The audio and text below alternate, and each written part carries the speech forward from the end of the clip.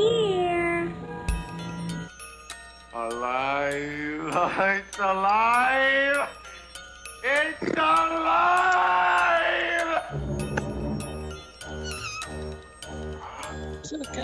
East Coast Horror Group presents DOMR movie reviews.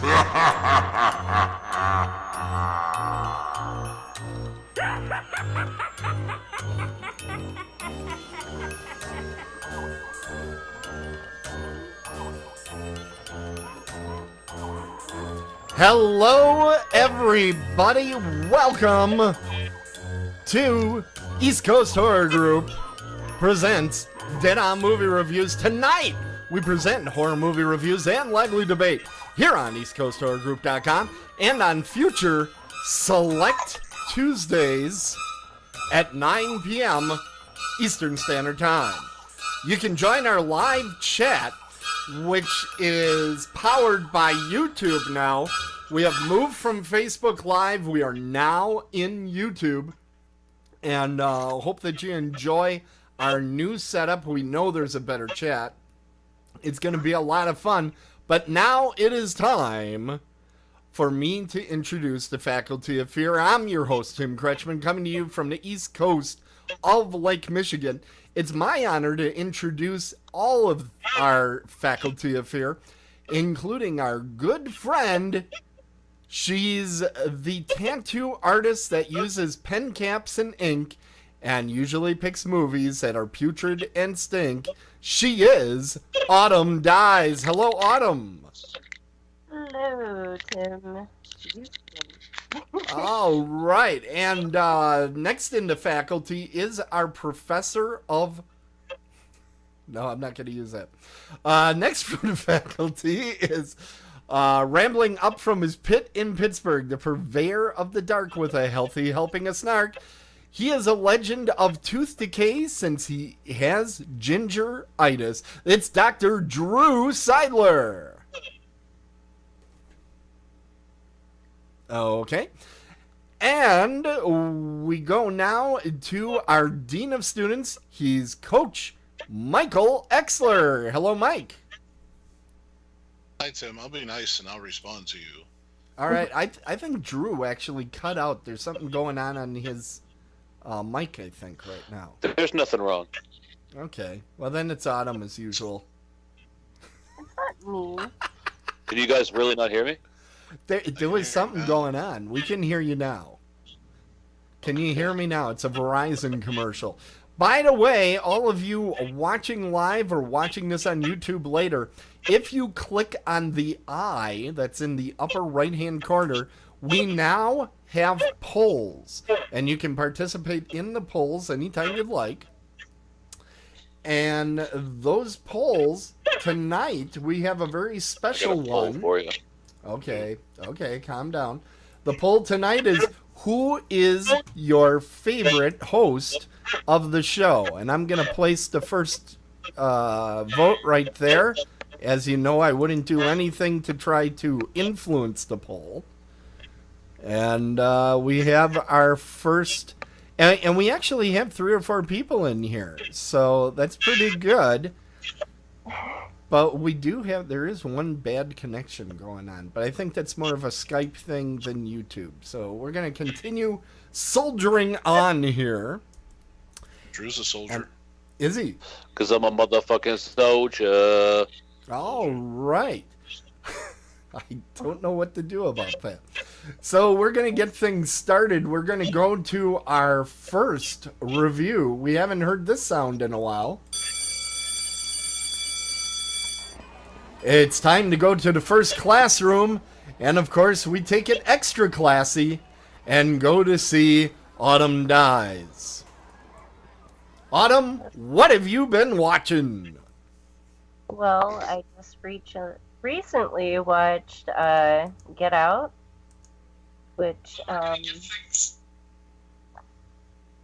it's this like these. All right, the beginning starts with like Jordan Peele's movie, like it's a racism horror movie, right? That kind of thing. Everybody heard about, right? It's a racism horror movie.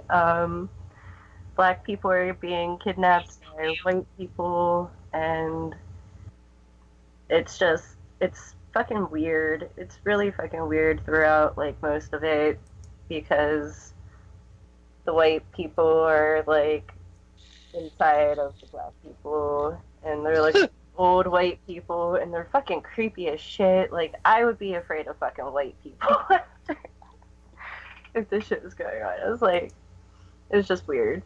Really fucking weird. But, they, like, hypnotize you and, like, just, like, completely take over your mind and become you. But you're not. You're just, like, a fucking body, pretty much, and you're in this, like, dark thing, and I don't know. It's just fucking weird. Did any of you guys watch this? Or Yeah, I have seen. I saw it opening weekend, actually. Yeah, Drew actually reviewed it on the show, and you were sitting right there. like spacing out. I do that sometimes. I know. It's just, I mean, I never for once thought in my life that you listened to what I had to say, so I'm not surprised or hurt really by it. I had no expectation. I listen to you on occasions. It depends on On you're talking occasion! about. On occasion, everybody! That's awesome. I remember that. Or if you like After dragging. you just told us the compelling story about your transgendered friend that we hung on every word What? of. Well, that was pretty crazy. Drew, that's pre-show. That's pre-show. Don't be bringing that up during the show now. Unless we want to. You just don't want to hear, like, have me repeat what I said earlier. Okay.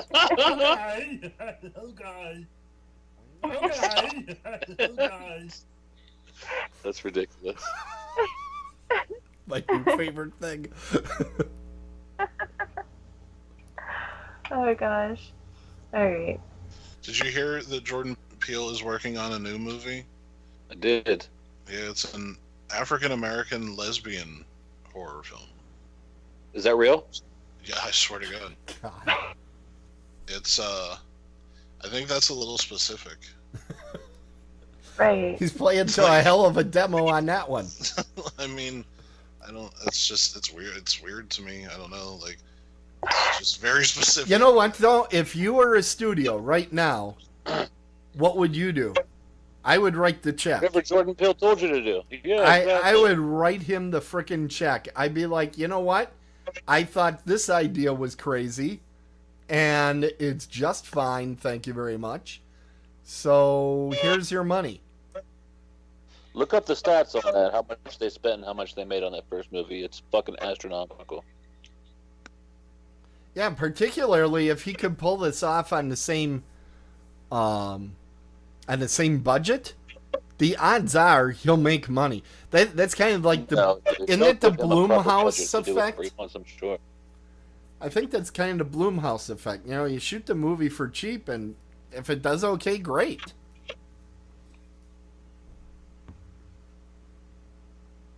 Okay, anything else you wanted to say about Autumn, or are you kind of tired and don't want to... Yeah, I'm good. I don't Okay. know.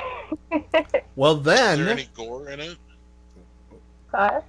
Is there any gore in it? They kill people. Huh, not really. Well, yeah, no. Maybe, yeah, there is, like, at the end, a little bit. But it wasn't super gory. It had, like, its little brutal moments, because he was, like, retaliating and getting revenge and shit. Yeah. okay, so Autumn, it is time for you to make your report card out. What are you grading Get Out? I'm gonna give it a, I guess, B? A B. It's a question mark. It's a question mark like it's a test.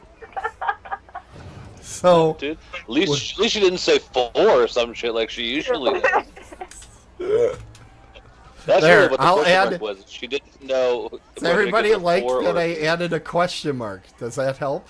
Yeah. Okay. Sure. So a B kind of is the score for Get Out. Which I don't think we've ever got a B question mark before, so thank you, Autumn, for innovating once again here on Dead On Movie Reviews. That is awesome. Okay, well, we got one under our belt, and we're going to go now to our good friend, Dr. Drew Seidler. What have you been watching? Well, I watched the film, a 2016 film called The Eyes of My Mother. Okay, now are you sure? Because every photo I found for this movie's in black and white. You're sure it was made recently? Yes, it is in black and white. It's in black and white just for effect, apparently. Okay, so it's basically the beginning of The Wizard of Oz. Yeah. There's no color at all in it, though. I mean, no, not that I remember. All right. No color. Tell us Why about do you it. ask me that? Tell us about the movie. Oh. All right, well, it starts based on a farmhouse. A little girl and her mother. Her mother's Portuguese. She was a surgeon, a recent immigrant. They would teach her daughter about death, rather young, probably. I'm not a parent. Who am I to say? But they dissect farm animals and whatnot. So you get the feeling in the beginning that the little girl is unfazed by any type of gore, anything like that. Then one day, tragedy strikes, and her mother passes away. Actually, just murdered. So the dad comes home, and they tie him up in the barn, and just leave him there. And over the years, the little girl kind of just tortures him and cuts his eyeballs out and cuts his vocal cords out and just does all fun little experiments until he tries to escape one time, and then she stabs her to death. So then she spoiler! Did you just give away the ending? No, there's lots more. Oh. There's lots more to come. Okay. All right. So, go on. then she stabs him to death. But then the part I left out was, and then she cuts him up and freezes him to eat later.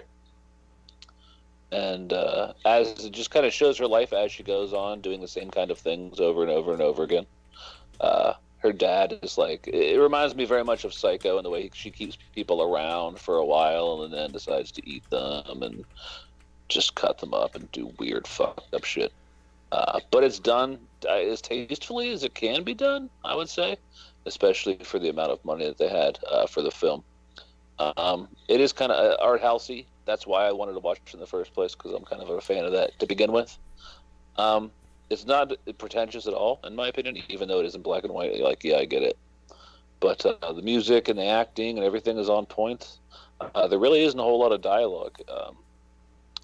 It sounds like it's gory, though, right? It's gory? What's that? Is it gory? Oh, it is, yeah. Okay. And if you like watching people, slither around sexually on dead bodies and stuff, that kind of disturbing shit. Oh, it sounds like one of Autumn's films. But is there a penis mutilation? Because that'll get Autumn in line for a ticket. Right. I don't remember specifically penis mutilation. There probably was. Book me. I'm always down for a good penis fest. I am. Everybody has a good penis fest. I'm always there. What is a penis fest, Drew? I have no idea. They made this thing up, and I decided to agree to it, and now it's immortalized forever in internet history. That is the it's downloaded fairly well out on SoundCloud. We've been getting some hits with that. Appreciate that. A lot of people like this one. As hard as my dick. That's a favorite for some reason. I think a lot of people like that as a ringtone. Drew, I was in the grocery store the other day and actually heard that. Yeah. And shut the fuck up. It's what true. A dick. It's true. Fuck you. What I need to do is put together something with that laugh and Fuck you, Drew. kind of put that together into a little package. I think people will like that a lot. No.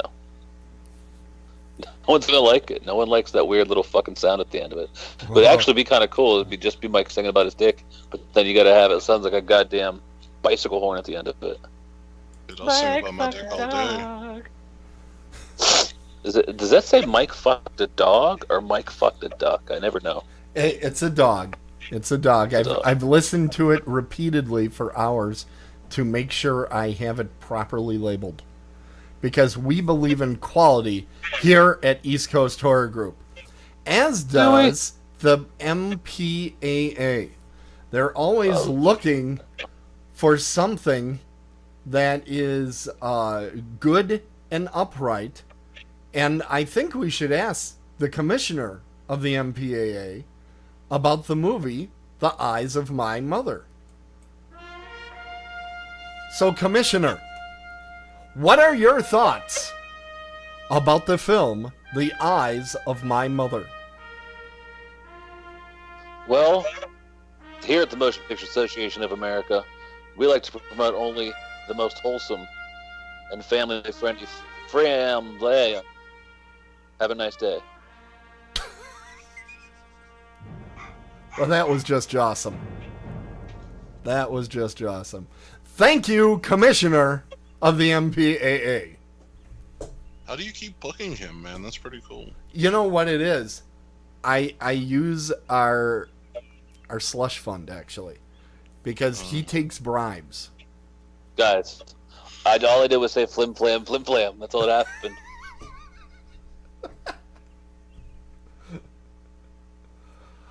I'm confused. That's generally how I feel about this show. I just kind of look around and go, what just happened? All right. Are we at that point, Drew? Sure, yeah, we're at the point. Okay. Point of no return. It is Where time. enters the, I have to set everything here. Guys, behave. So, right in the... it is time, Drew, for you to tell us about The Eyes of My Mother. What is your grade? I would give it an A-. An A-, ladies and gentlemen. A very rare score here on Dead On Movie Reviews. Why an A-? It kind of sounded like you were going to go into the B+ range, or B. What is it that put it in the A range? I just remember, it's been a long time since I've seen it, and I still remember how it made me feel when I watched it, and how, I was kind of mesmerized by it, even though there wasn't a whole lot of dialogue and not a whole lot of things going on the screen at the same time. It was just a good experience all around. Okay. How long is this thing? You knew I was going to ask that. Not very long. I think it was like 85 minutes, something like that. That's not bad. Yeah. That's not bad. So, I believe horror should not go to 2.5 hours. I don't think you can sustain it.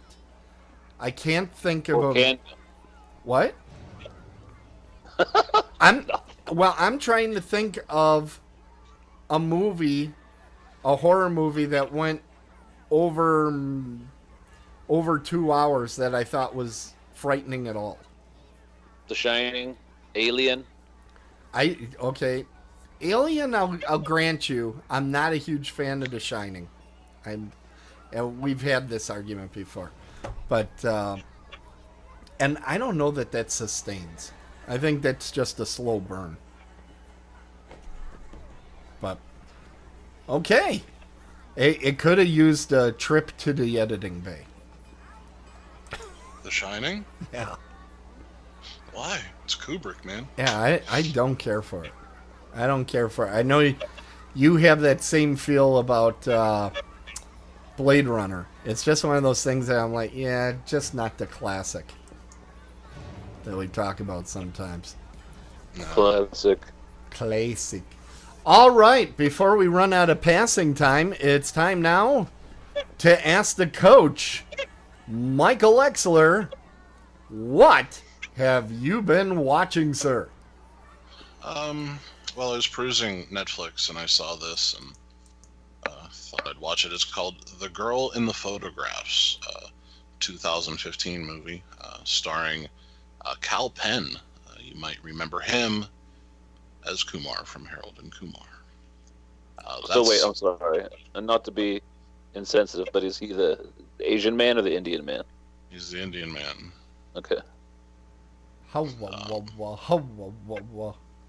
No, Oh. Jesus Christ. Wow. I would like to say that Drew Seidler and the Motion Picture Association of America, it has nothing to do with that comment. Those are Timothy Kretschmann's statements only.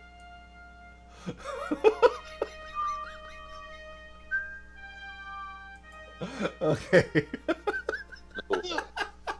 No way am I getting anywhere near that one. Okay, so the girl in the photograph. I think it's also, isn't it like Wes Craven's last movie or something? No, not at all. It was directed by Nick Simon and written by Oz Perkins, Robert Marast, and Nick Simon. So I thought I read somewhere Wes Craven wasn't involved. Wow. Okay, I gotta look that up. I thought I read something. It says the fake movie playing in the opening sequence, Blood Relations, was named after the original script title of Wes Craven's film, The Hills Have Eyes. Okay. All right. That Wes I must have Craven's read. last film should have been Hills Have Eyes. Yeah. I would agree with that statement. This is a 2015 film. Cal Penn is the only notable person in the film. The synopsis is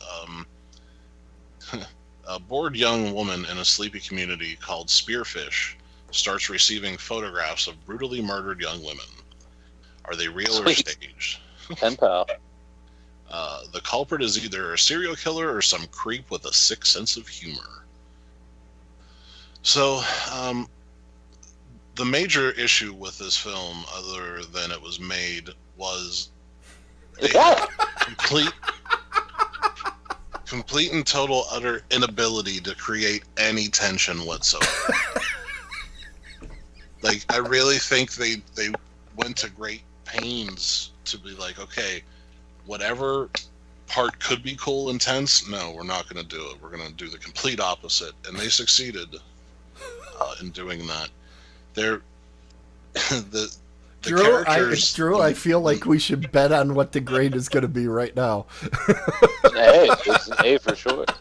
He's gonna turn it around, dude. He likes to He likes to throw us off the scent. Autumn, you want in on the action?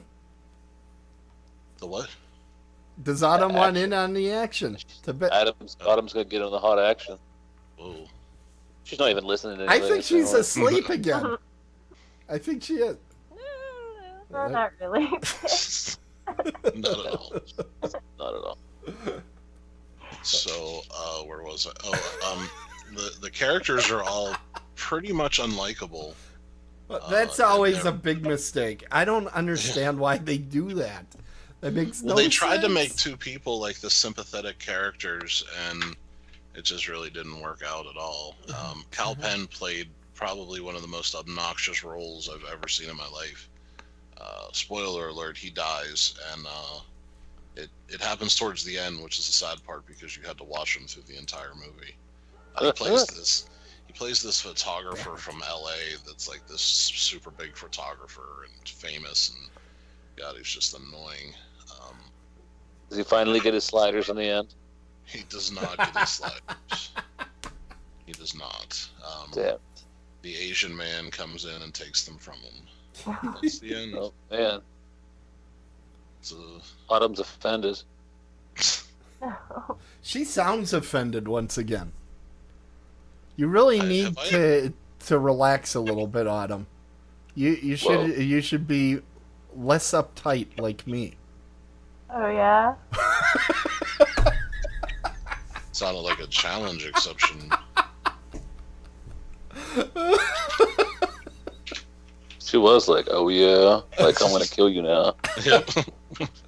I mean, The tone of her voice changed drastically. You know, I haven't wished her special day here on the area. Oh, don't do it, dude. Okay. Don't do it, dude. Don't be a dick. It's very hard for me I not will to find pictures of what I was talking about, and I will send it to you. Please Tim has them don't. already. Please I don't. know, right? He's all about the cock and balls. Well, Oh, jeez. Oh my god. I am being attacked. I think I'm being attacked. It's a verbal assault, sir. It hurt my feelings. Oh. About time you showed me a little sympathy. My gosh. Wow. Was rough. So, girl in the photographs. Now, I see a lot of pictures of a masked killer. Are we once again going to have like a slasher walking around in a mask? Is that what this thing is? No, I mean, well, there's two people in masks, and I don't even really know why they have the masks on. Skeet Ulrich and Matthew Lillard. God. It's gonna be a scream. What was I saying? Oh, no, I don't know what I was All right, saying. Autumn doesn't know, so don't ask her. Oh, the masks. They are not a focal point of the story whatsoever. Okay. Like I said, at some point I don't even know why they had them in the film. But essentially, these people are killing girls in what could have been really cool, brutal ways, but they just really didn't show you much of anything. And then what they did show you, I could see why they didn't show you much of anything, because their skills weren't really on point.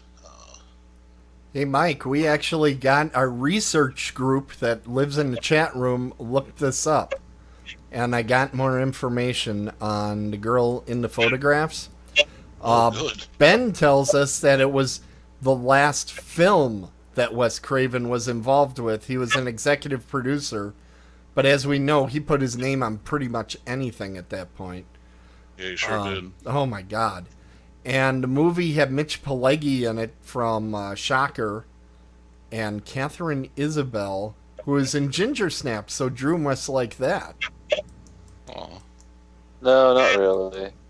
the kindred spirits. Yeah, well, we know he's into the ginger. The ginger root. Yep, The ginger root. that's what it is. It's just nonsense. Nonsensical. Well, then we might as well get to that portion. It's time. There it goes. What I need is more screens open in front of me. So, Coach Michael Exler, the girl in the photographs. What is your grade, sir? It didn't look like complete shit, so I have to give it a D-. I can't give it an F, but a D-. Don't watch it. D-. So you loved it, is what you're saying. It was great. It changed my life. Sounds Did like it? it. It did. Sounds like it. Oh, man. That's pretty rough. That is pretty What the fuck rough. was that about? I don't know. I seldom know what's going on this show. on, Drew. Okay, and we'll turn. Yeah! Okay, so now it is time to transition. We've heard enough about that today. Into my film. No. Yeah, that was a callback to the pre-show, so only we know why that's funny. We go now to my film, which you might confuse with Drew's film, which is an artistic kind of art house type of film. Mine is called Three-Headed Shark Attack.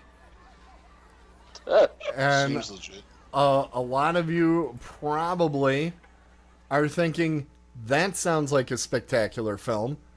Wherever Sounds did you awful. find it? So I'm going to get Drew, Mike, and Autumn involved. Where do you think I found the movie Three-Headed Shark Attack? Sci-Fi Channel. Okay, I heard Drew said Sci-Fi Channel. Mike? That's where I think it came from. Okay, and Autumn? I said Netflix. Netflix. The answer is the Sci-Fi Channel. But in fact, okay, let's do the other thing. What production house do you think made Three-Headed Shark Attack? Any guesses? I couldn't name one if I tried. Okay. Yeah. The Asylum made this movie. Oh, Now, shit, I was going to say that. Yeah, you guys know who Asylum is. For our listeners that may not know, Asylum basically makes its money by creating movies that sound like other movies.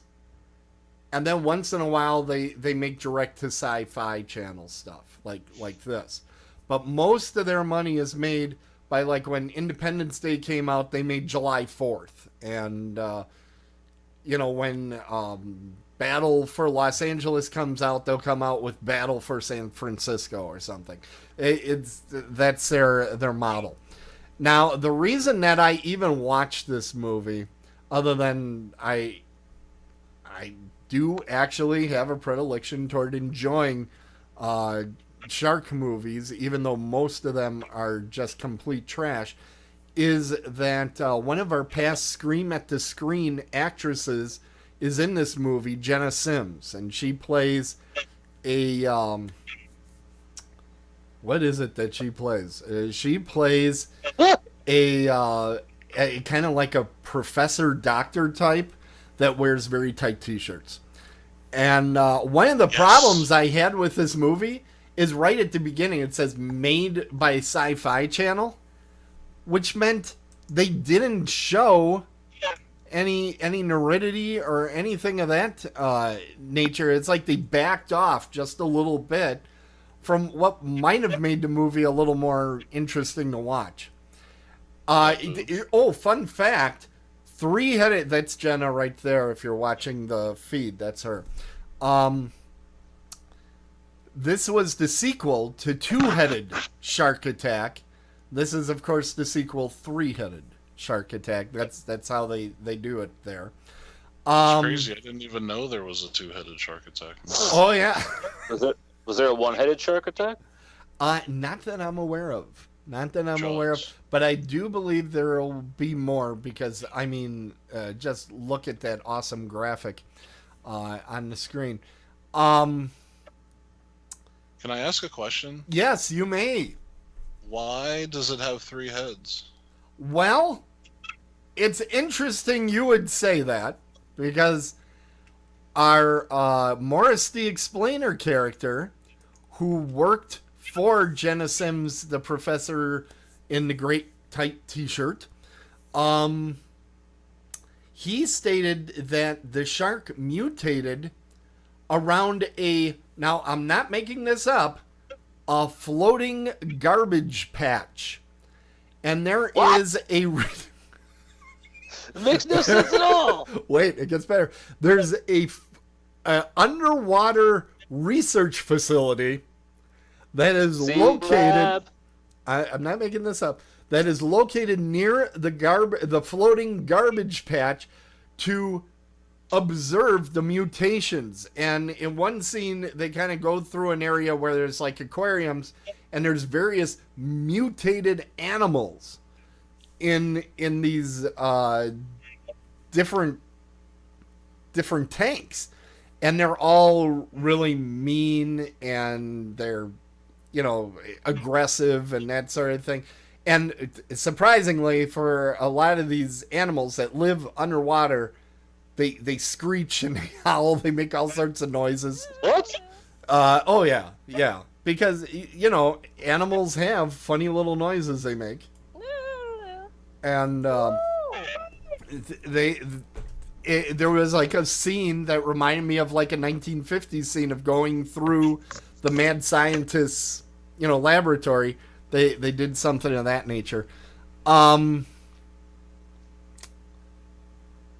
It was very typical of these sci-fi movies. It did keep moving. I mean, the plot kept moving, and you think there's really not much to the plot there. They had enough characters that they continue to kill people, which was good because you want lots of death in these movies. Otherwise, what the hell's the point? The cast was very attractive. Those of you watching the video feed, you can see it's a very attractive cast, with the exception of Danny Trejo. Danny Trejo, this is another hallmark of Asylum. They pay a person for like 1 day of work that has a name, and that's what they did. You could actually tell some of the scenes that were in there. It was like, hey, we have Danny Trejo for 1 day. Just keep the camera rolling on him. Whatever he does, make sure it makes it into the movie. And that's what they did.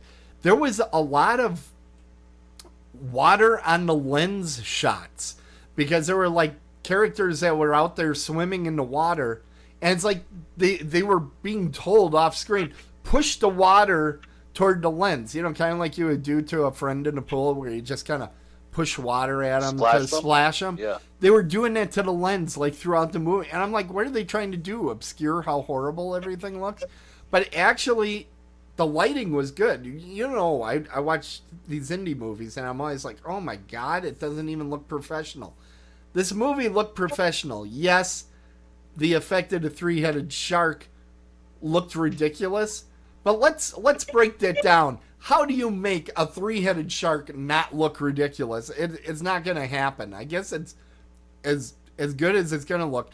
What's interesting, too, is this shark is just slightly smaller than a whale. This thing is just enormous. Which I don't know. I sat there, I went, okay, he got mutated in a lot of different ways. He grew additional heads, and he became the size of a barge. It was interesting that way. Now, let's see. In fact, the shark is bigger than a number of the boats that are featured in the film. Then the movie. Then, like, every time the movie slows down a little bit, they decide that somebody should jump into the water and distract the little fishy, and while somebody else gets away. I mean, it doesn't happen once. It doesn't happen twice. It happens like 10 times in this movie. And like a lot of people say, it's easy to not die from a shark, just stay out of the water. And people keep finding reasons to jump into the water. And I will say, in this movie, people outside the water, not so safe. This shark is beaching itself all the time to eat people and jumping and doing all sorts of things. At one point, the shark attacks a party boat. Now, this party boat is kind of like the size of a paddle boat, like one of those casino paddle boats. It's a big freaking boat, and this shark just rips it to shreds. The good news is it was a party boat, and it was made by the Asylum, so all the women were in swimsuits, and all the women were attractive. So there was a good section in there, but again, I didn't understand. I didn't see any nudity, and I kept wondering. I watched this on Netflix when it finally won. So yes, Autumn, you actually were correct with Netflix. But what I watched, it showed sci-fi at the beginning. So I wonder if they put a sci-fi cut of the movie on the flicks of net. So I'm not quite sure, because there were definitely scenes, including with my friend Jenna there, it looked like she got naked. But I don't know if they just shot that. It was like naked. But it oh shit. It felt like they either just shot it for the crew to have a good time, or they cut it out to sell it to sci-fi. Because it wasn't in the film I saw. Also, when the shark jumps out of the water, apparently what happens to sharks when they jump out of water, it clears their lungs and they can roar. And at times I wondered if it was a lion that was attacking them or a shark, because this roaring shark was throughout the second half of the film. Also, in Jaws the Revenge, didn't he make a noise when yes, he got in killed? Jaws the Revenge, he famously roars quite a bit. One of the reasons Jaws the Revenge is not a very good movie. Best of the series. It does have, who the heck did it? Richard Jeni. If you go on YouTube and you do a search for Richard Jeni, Jaws the Revenge, it's fantastic. He has a very long discussion of all the plot points of Jaws 4 and how frickin' ridiculous it is. Oh, and guess what? Our research group, once again, comes to the rescue. Benjamin brought us some names of movies made by the Asylum. And this is an awesome list. Let's see. He starts with Jobberus. Ooh, clicked the wrong thing. Jobberus. Let's see. Oh, now it's gone. Transmorphers. Now it's all screwed up. Okay, Transmorphers. Snakes on a Train. And I'm being told that Jenna gets naked according to the Google search. So I missed it somehow. So I must have saw a strange version of it. But my version, there was no nudity, and that was a problem with the film. So, but I'm not going to go back and try to find another version of it because no. Also, this is interesting. The shark, I told you how gigantic the shark was. The dorsal fin sometimes is the size of like a sailboat sail, and other times it's like a normal dorsal fin size. The scale of the shark wildly varies throughout the film. The CGI blood is all over the place. In fact, those of you watching the video feed, you are seeing blood just splattering all over the place. That goes on throughout the movie. But I am now going to go into spoiler territory. You poor folks that really want to see this movie. Well, you probably still want to listen to this. We're into the spoiler. Here we go. So how do you think you kill a three-headed shark, gentlemen? Lots of bullets. Okay. Mike, would you like to guess? You have to kill each of its heads. Okay. And Autumn, do you have a guess? Are you listening? Yes. Okay. How would you kill a shark? A three-headed shark. I don't know. I guess, like,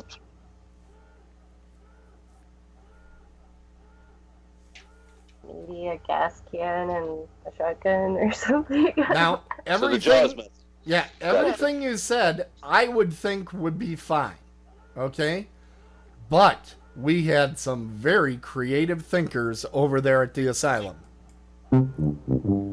So you're all wrong. Here's how a three-headed shark dies. So first, the three-headed shark attacks the only name actor in the whole thing. That's Danny Trejo. Okay? Danny Trejo, though, as he dies, cuts off the middle head. Okay? And out of the middle head, 3 other heads come out. So like a hydra, you cut off one head and even more heads come out of that root. Okay? And these heads are all aggressive and snapping at each other. Right? So what do you think the geniuses in this movie figure out from that? That's Get right. it to kill itself somehow. Yes. Blow it up. Let's start a feeding frenzy and have the shark bite itself to death. And by Jiminy, that's what they do. It's a bold move, Cotton. They decide to cut off even more of its heads. And in fact, when we were going through the slideshow, one of the pictures is of a guy jumping from like 3 stories up with an axe.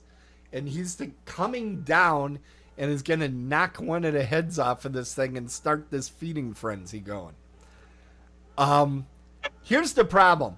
They explain what's going to happen. This is how we're going to kill him. But then you get to it, and I know all of you are probably thinking in your head how this should look. And it doesn't look good at all. It's almost like a Tasmanian devil ripping into itself. It's like, and just blood smoke under the water. You know, it's just blood everywhere. So, yeah, it's just That's how blood sounds. goofy looking. Yeah. That's why it was just ridiculous. So, yes, if you're watching a movie called Three-Headed Shark Attack, you have to expect for it to be ridiculous. But this was crazy. Okay, let's face it. The only way you should watch this movie is not the way I watched it. I watched it alone at night. Totally. Where's this going, Tim? Totally not drunk or anything like that. Totally nude. Yeah, well, that too. You should see this, with friends, having a good time, maybe at a party. You should not be like Maybe at a listening to Subway. dialogue.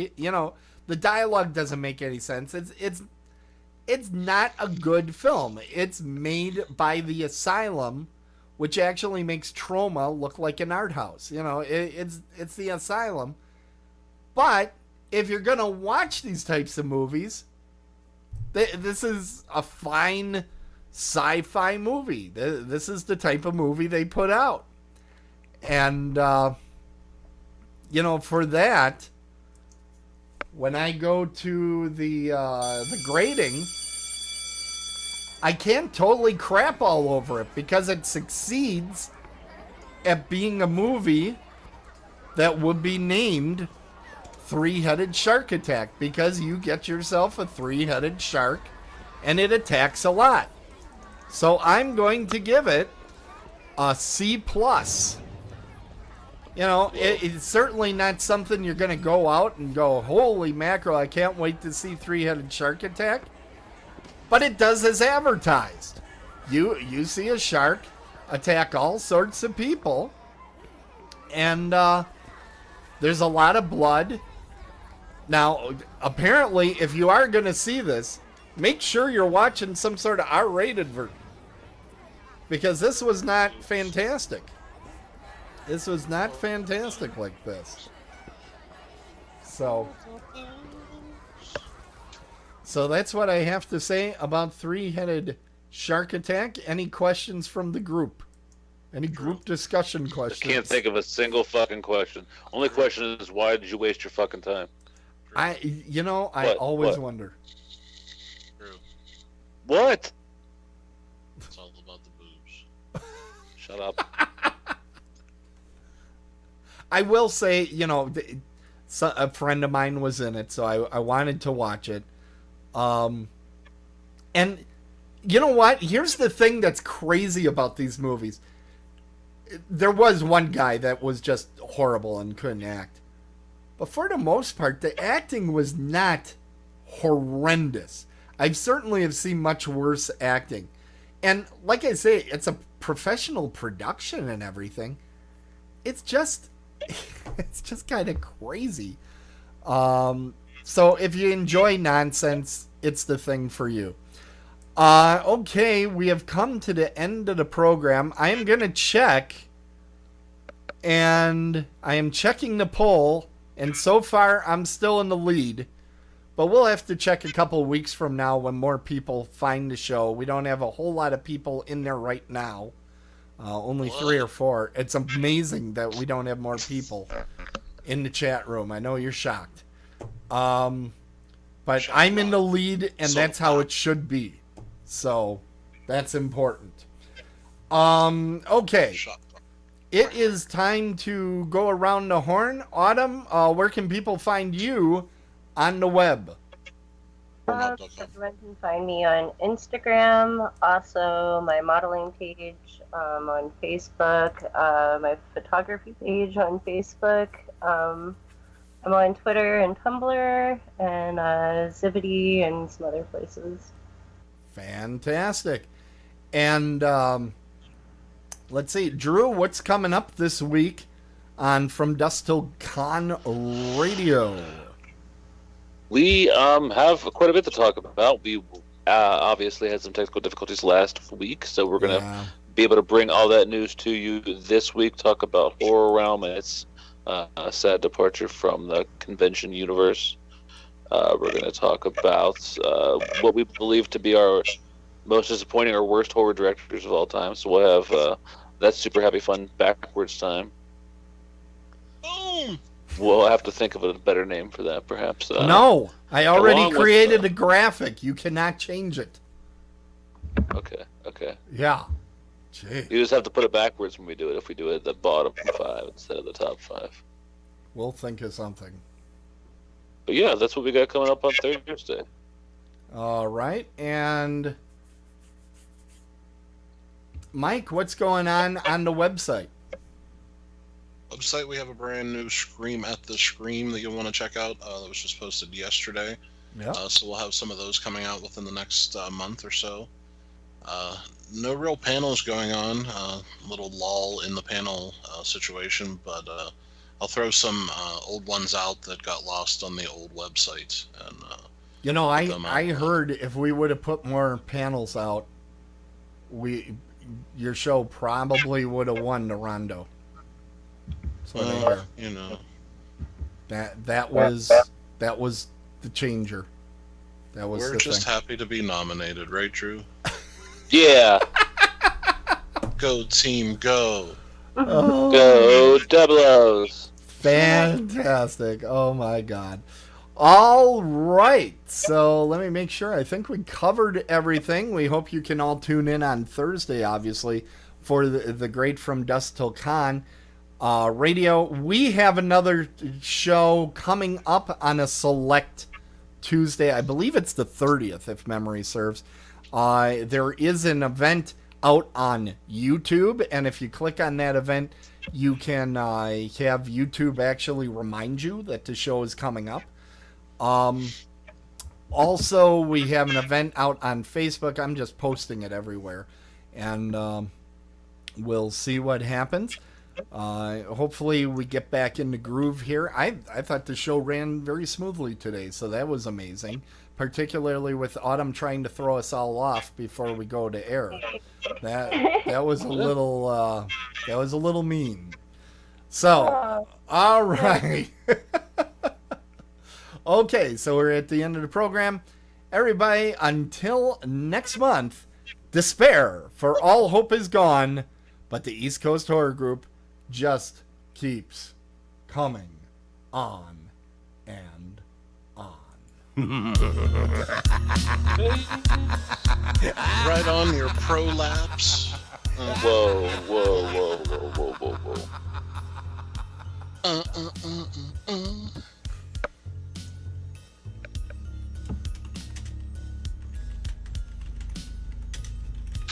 Oh shit.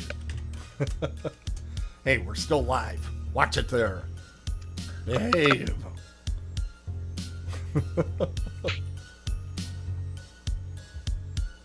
What possibly could I say on air that I haven't already? I don't know, but you do tend to surprise us each and every week. Remember that unpopular opinion? I remember us trying that. That was a good one, man. That retards conversation was a good Oh Whoa. my God. There it is. Every time. Every single We're allowed time. to talk of that because we had to deal with one for years. Whoa. Alright, I'm thinking we need to get this off the air soon. Alright, everybody, thanks so much for tuning in, and we'll see you next time on Dead On Movie Reviews. I sure did. East Coast Horror Group. A little professionalism, guys.